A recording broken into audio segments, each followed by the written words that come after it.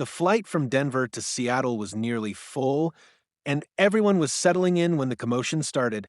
I was in seat 14C, watching as a woman, mid-50s, expensive handbag, and the unmistakable air of entitlement stopped in the aisle, glaring at the row ahead. "Excuse me," she said sharply, "that's my seat. I'm not sitting next to a dog." The man she was talking to turned his head slightly, calm and collected. He wore dark sunglasses and had a harness in his hand connected to a large golden retriever lying quietly at his feet.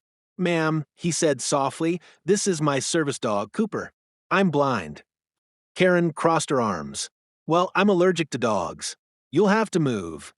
The flight attendant quickly stepped in, explaining that service animals are legally protected and that the man couldn't be asked to relocate. But Karen wasn't having it.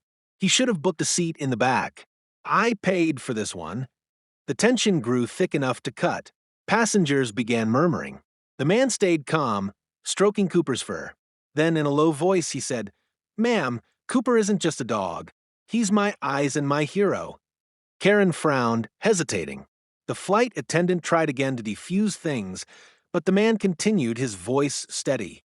"2 years ago, I was trapped in my apartment after an explosion. I couldn't find the door because of the smoke. Cooper found me, pulled me by my sleeve, and led me outside before the firefighters even got there. He saved my life. Without him, I wouldn't be here today or sitting in this seat." The entire cabin went silent. Even the flight attendant's eyes glistened. Karen's defiance melted. She stared at Cooper, who looked up at her with patient brown eyes, tail wagging once. Slowly she sighed and said, I didn't know. I'm sorry." The man smiled gently. "That's okay. Not everyone understands at first."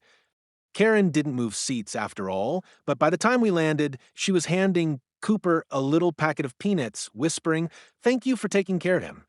Sometimes it doesn't take a lecture to change a heart, just one loyal dog and a story worth hearing."